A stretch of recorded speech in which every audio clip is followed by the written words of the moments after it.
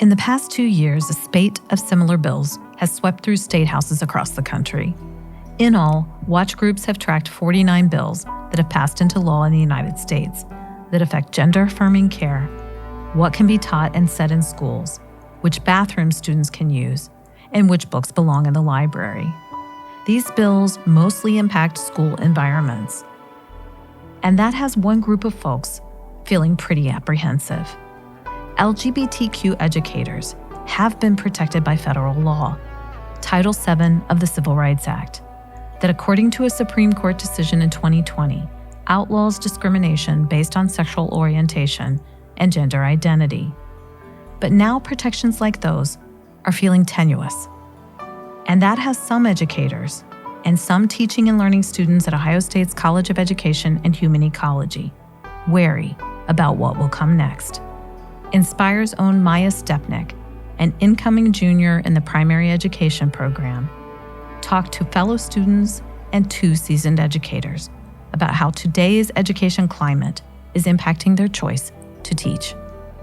Here's Maya. I'm studying primary education at Ohio State University, and I also identify as part of the LGBTQ+ community. These 2 pieces of my identity sometimes intersect in a way that make others feel uncomfortable. This makes me a minority in the education field and has at times dissuaded me from wanting to be a teacher. There's such a magnifying glass already on teachers' lives.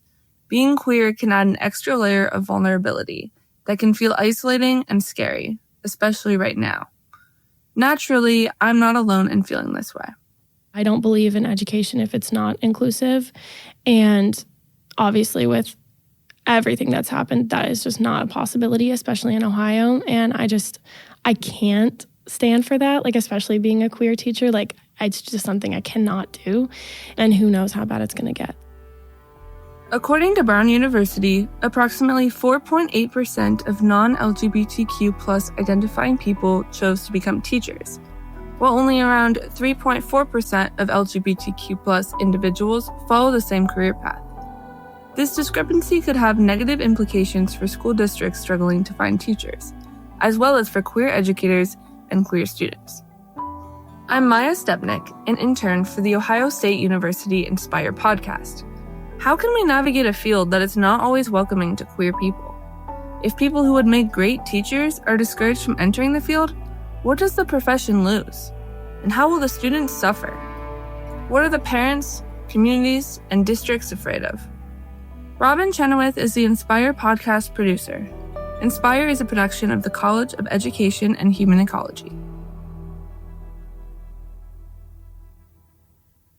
Like many topics that explore the intersections of how people identify, the experiences of queer educators cannot be put into one box.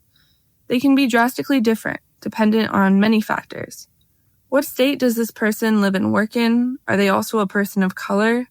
What are the politics of the district? Is this person able to pass as cisgender or straight? How rigid is the school administration? What grade level are they teaching? What supports are in place? Not every queer teacher's story is the same. For some, being gay can be a complete non-issue. Or you could be fired for it. My name is Ella Lucas Palmer. My pronouns are she, her. I'm currently in the dual licensure special education program to be certified in mild to moderate and moderate to intense K through 12. Have you had any concerns about going into education in terms of your own identity as someone in the LGBTQ community, or has that not been something on your mind?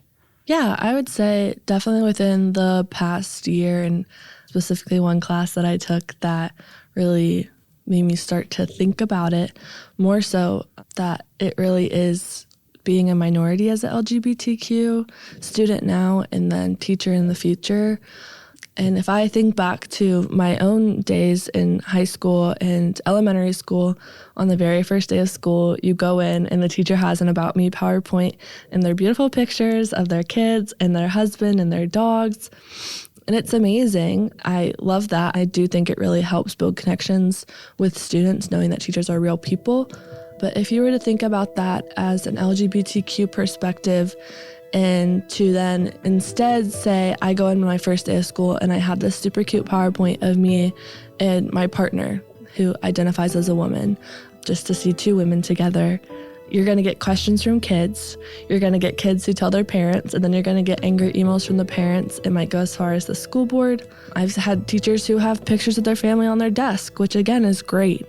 I don't necessarily feel like I could even freely do that without it maybe drawing questions in placements and work opportunities. Now I have kids ask, do you have a boyfriend? Because kids want to be a part of your life and they want to know that. And when those boundaries are there, I think it is completely fine to be able to share that with kids, but it's just another level of having to think about the repercussions of something as simple as being with my partner for 3 years and wanting to share that. Introducing myself as someone who has a wife and a family at home, it really is a whole nother set that you have to deal with instead of, I'm a woman and I have a husband. That's great. This idea that queer educators have to pick and choose what is appropriate or allowed within their classrooms is something that came up during just about all of my conversations. Here's incoming senior Ashley Telfer sharing her concerns about the potential of getting pushback for being open with students.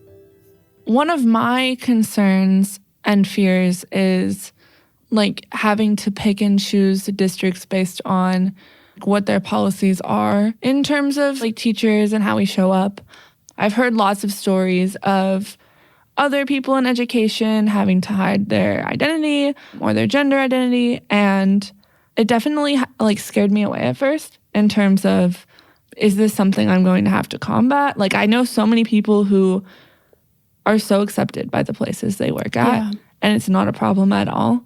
But I also know the opposite. So I guess my question to you is, I'm curious, I've heard both things from multiple different people. Is that something you're worried about, or is that not really something that you feel will affect your teaching?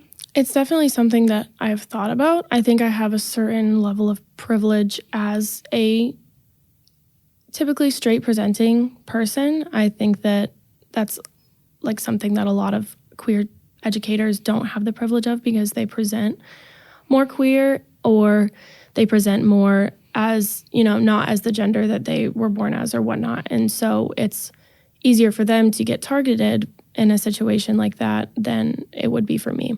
So not that necessarily I ever think that I would put myself in a situation where I intentionally am not sharing my identity because I am fearful that I'll be kind of singled out or it'll be used against me.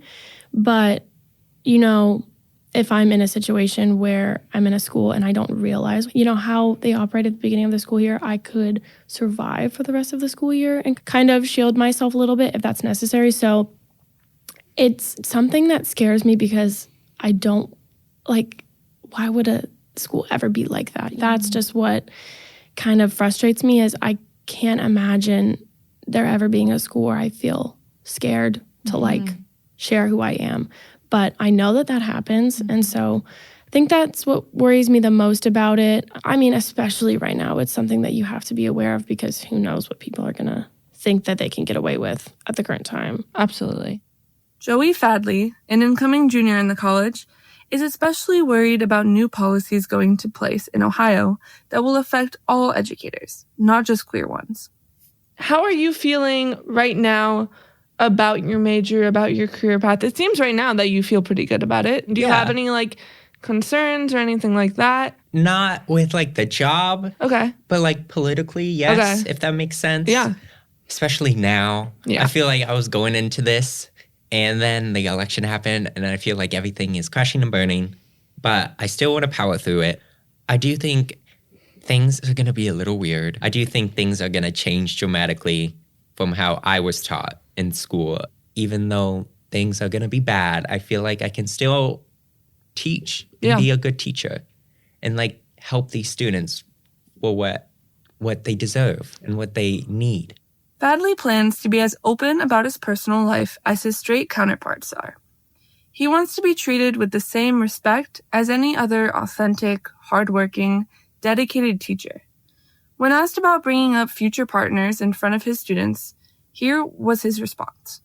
I would implement it as much as straight people do. Yeah. I mean, you know, in elementary school, people would say like my husband or my hubby or whatever. I would definitely say, you know, my husband, I would have pictures of him and my kids. And Yeah. Fadley doesn't believe that doing this is dangerous or harmful to students.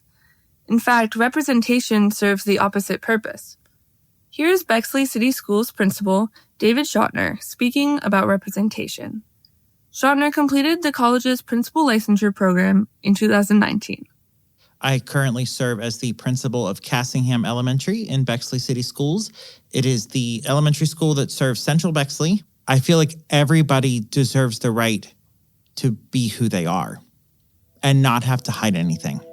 If you've never experienced hiding who you are, it is a miserable, depressing, lonely place that I lived for 24 years, and I don't wish it on anybody.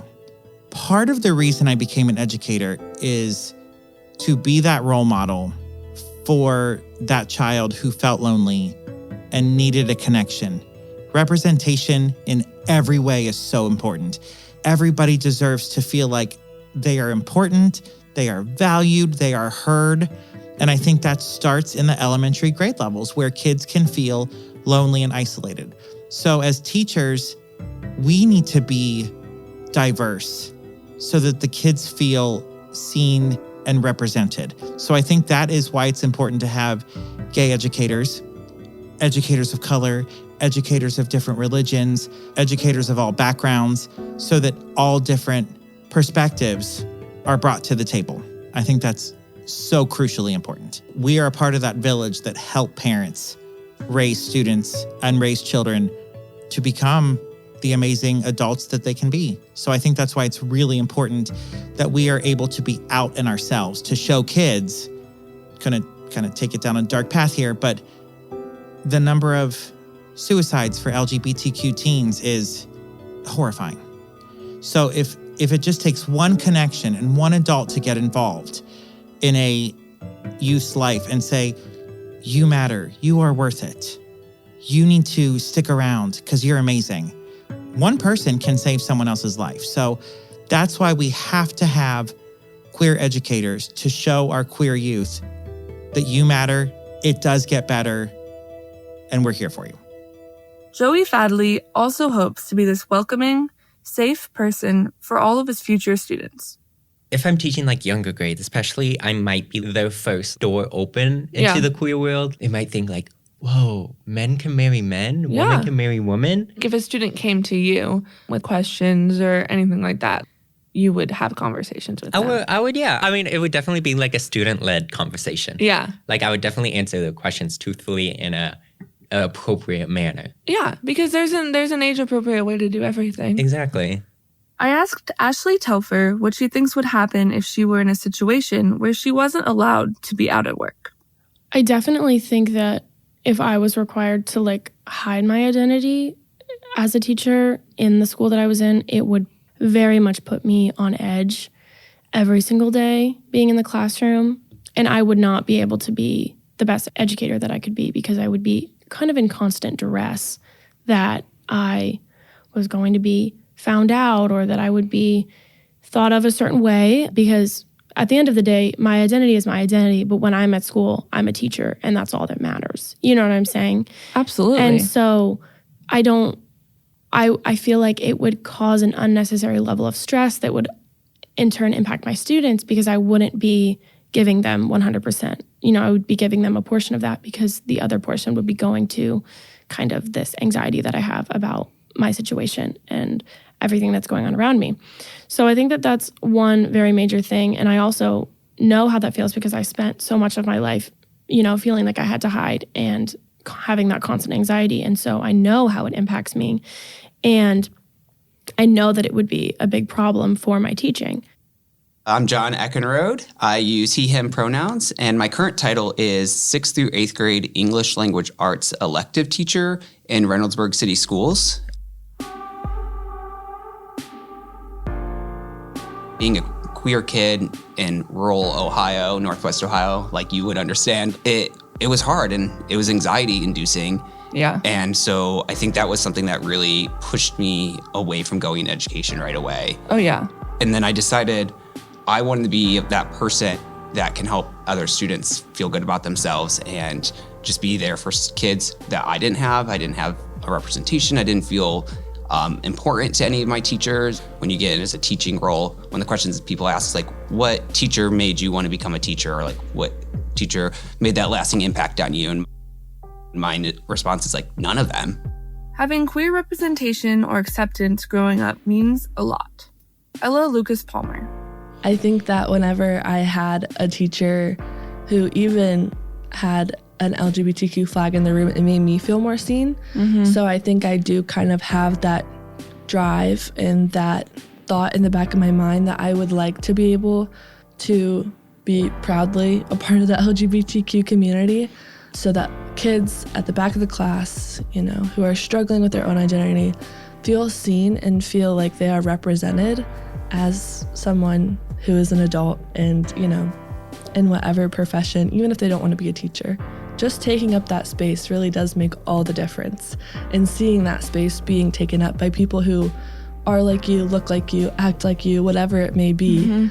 So I think that is a big driving factor for me anyways.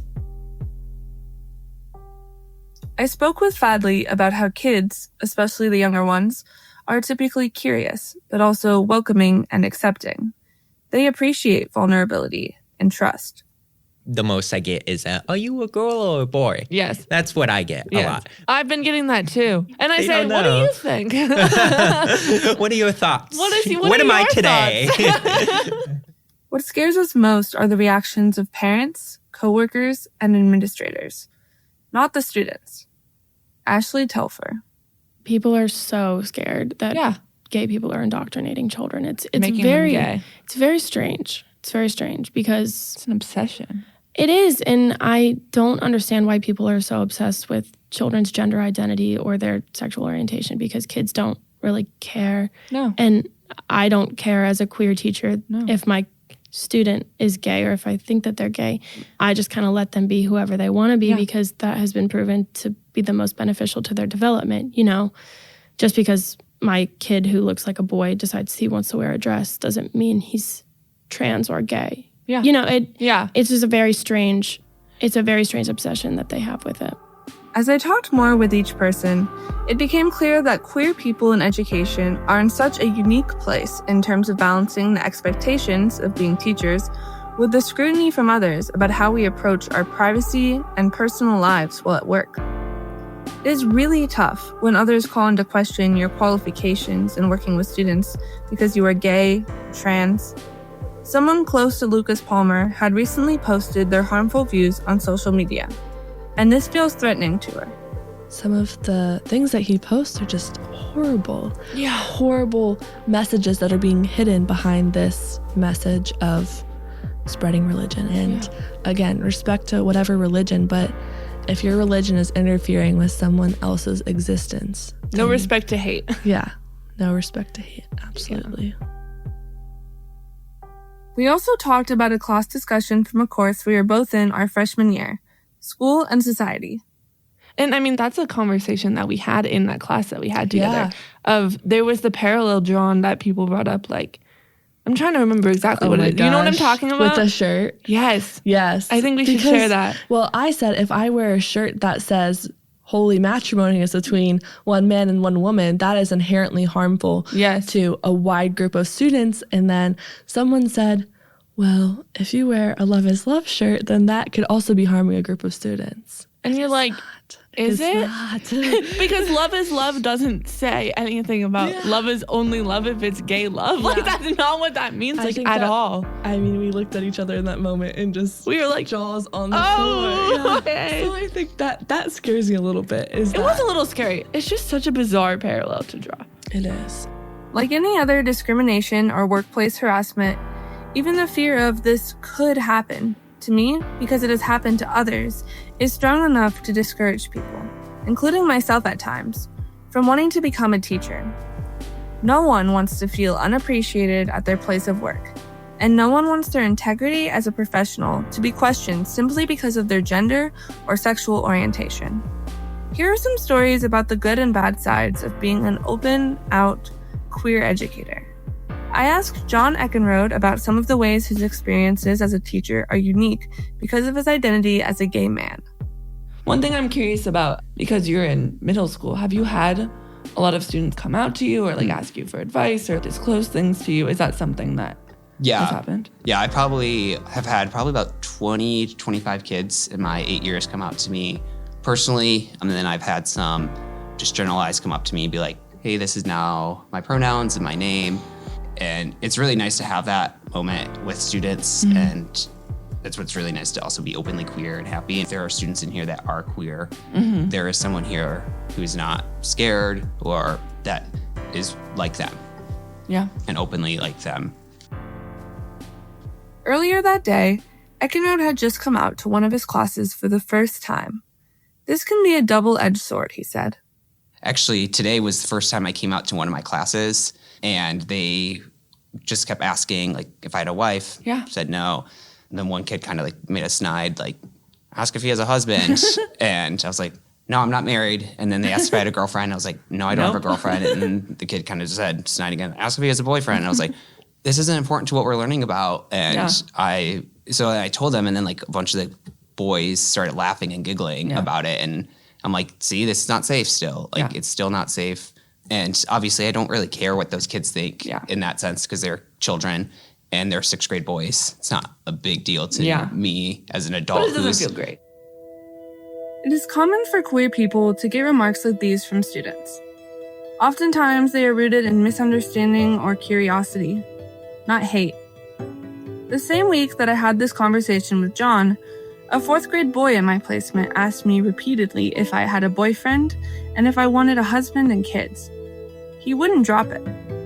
Eventually, I did tell this kid that I do want to get married, but I want a wife, not a husband. This was a student who I know pretty well and trusted enough to share this with. Unfortunately, he just responded with, ew, that's nasty. When things like this happen, it can be hard to just push forward, redirect the conversation, and not take things personally. There's always this fear in the back of my mind that kid could go tell other people and something could happen to me. John shared a similar sentiment. Straight people get to be comfortable talking about their partners nonstop, mm-hmm. right? They could have pictures of their partners everywhere. They could talk about what they did with the weekend. Mm-hmm. It's their background and their screensavers at work. Yeah. They get to be so open and comfortable with it. Yeah. And I can't be without a fear of being made fun of, or a fear of now I'm actually nervous, is a parent going to say something? Yeah. Or because we know the place that we're in right now and we're seeing stuff happening with families and parents coming in and complaining about teachers, mm-hmm. and school boards are siding with them, and school boards need to do better.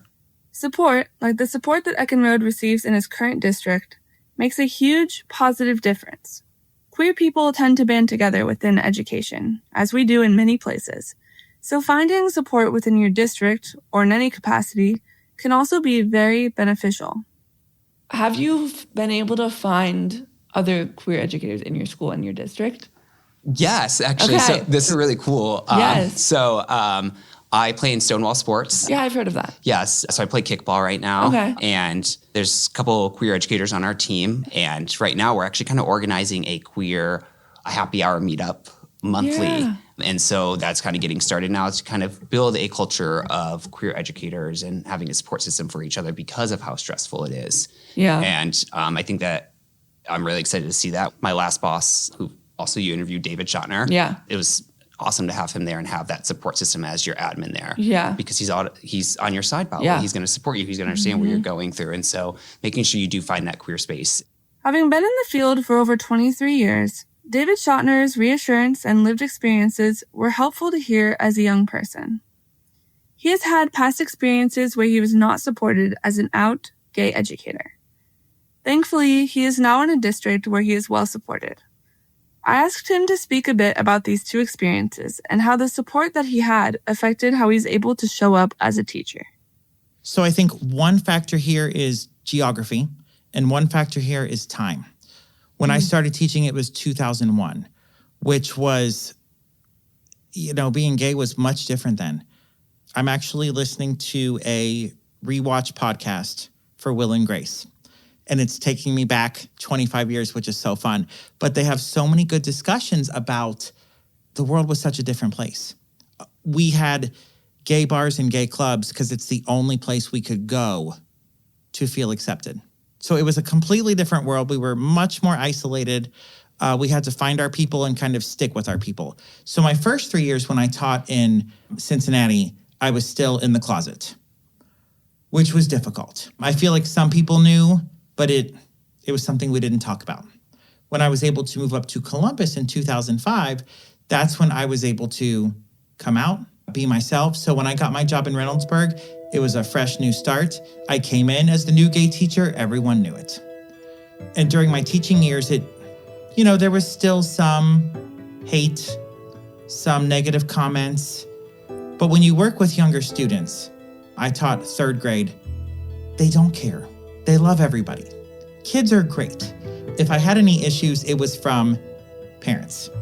As I moved up the ranks and became the teachers union president, we opened up a new school, a STEM school, which I loved. And that's when I kind of had my first taste of in-your-face discrimination. The year was 2011, so we still didn't have any equality in Ohio. We had no protection in our teacher's contract in Reynoldsburg. The language today says everyone's treated equally based on race, creed, religion, sexual orientation, the whole thing. But sexual orientation was not included, definitely back in 2011. So when we went to open the STEM school, the school put out its first newsletter to parents. It was submitted to the district for approval. Everyone just gave their background, their family, blah, blah, blah. And they came back to me and said, well, you referenced your husband. Yes, I did. Well, we don't know if you can do that. Well, my female colleagues also referenced their husbands. And they said, we understand, but if parents object, we're not sure we could help you. So the insinuation was, if a parent complains, what are you going to do? Are you going to fire me for being gay? Well, that's actually a thing. And that was a thing in the early 2000s. As I learned through my teacher union colleagues, there were people in Central Ohio who were fired from being teachers simply for being out and gay, which is a terribly scary thought to think of. But it existed even in the early 2000s. There were 2 times when parents requested that principals remove their children from Schottner's class. I said, can you tell me more about that? Because I already knew. But I'm like, you need to tell me. They're like, well, they didn't really want, they always try to mask it as, they didn't really want a male influence. But there's another straight male teacher right across the hall. So let's just call this what it is. They're like, okay, they don't want to be with the gay teacher. And I said, why did you do that? And both of them said it was to protect you. At the time, I didn't understand it and I didn't agree. Now being in the principal's chair, I get it and I appreciate it. It's clear that there are still challenges that queer educators face. It is also evident, though, that there is hope. Hope in community. Ashley Telfer. I know, obviously, though, in every school, there's at least 1 or 2 queer people. And so I think that those people kind of band together and support each other. And so I hope that if I am in a situation like that, that I can find those few people that I can kind of lean on and we can lean on each other. And hope and perseverance. Ella Lucas Palmer. I won't name her, but my favorite thing that my instructor says is that if these human rights are getting taken away, if I am not allowed at the end of the day to say these people exist, point blank period, they exist. If I'm not allowed to say that, then we're going to go underground, but we're still going to say it. Yeah. We're still going to be here. We're still going to be teaching. I don't know about the rest of the world, but at some point we have to put our jobs on the line to protect kids, to protect this generation that we are teaching. I don't want to be a factory cog. I did not get into teaching to be a factory cog. At the end of the day, we're still going to be here. We're still going to be talking. We're still going to be teaching. David Schottner and Joey Fadley agree. If you are an education major listening out there, my advice to you is just pay attention. Listen to what's going on at the state level and the federal level and the local level about laws, because they do affect your job in the classroom. They do affect things you can say and do to students. If you're queer, be yourself. in a classroom. Don't hide who you are. At the end of the day, my message is take up space. Ella Lucas Palmer. Being there, taking up space in your race, taking up space in your identity, because you exist and you deserve to exist. Whatever you believe in, whether it be religion, spirituality, you are here. And that is a gift to me. It is a gift to the people around you. You're here and you deserve to take up space. And for any current educators who might be listening, whether or not you identify as queer, here is some advice. Joey Fadley. If you're straight, keep an open mind about your queer students and your queer coworkers. That's the best way to be a straight ally. John Eckenrode. Straight coworkers, admin, they need to do better with being proactive and doing the work on their own and using queer people as supports and including them, but not the center all. I should not be the only one that focuses on making sure our curriculum has a queer literature in it. Yeah, that's exhausting. Right. That's not your job. It's not my job, right? And you can't be the only one. yeah, and I can't be because I'm also one person. Yeah. I am a gay white male. Yeah. I have a certain amount of viewpoints and experiences that I can come from. Yeah. So we need these other people working as well. Ashley Telfer. I think if I would have had a teacher that not even they were that identity, but they were openly supportive of that identity, that would have made a huge, huge difference in just my perception of all of it. Growing up, it was always kind of something that was not ideal. And it wasn't something that was talked about. And I do think that if I had me when I was younger, even just someone who's not afraid to just say oh, be who you want to be, it would have made a world of difference. At the end of the day, respect. Ella Lucas Palmer. If I were an intervention specialist in a classroom with another teacher, if that teacher is not understanding, not respectful of my identity, of what I choose to have up in the classroom, of what I choose to show in my About Me PowerPoint, I think kids are so intuitive and in tune and empathetic that they will pick up on that. They will see that there's tension. Kids are nosy. They will figure it out.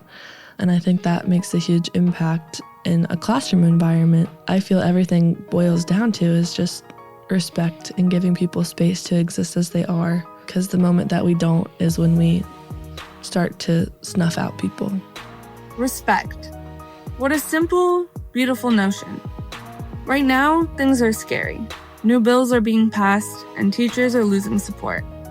When things are scary and unknown, community, support, trust, and respect from parents, from coworkers, from allies can carry us through.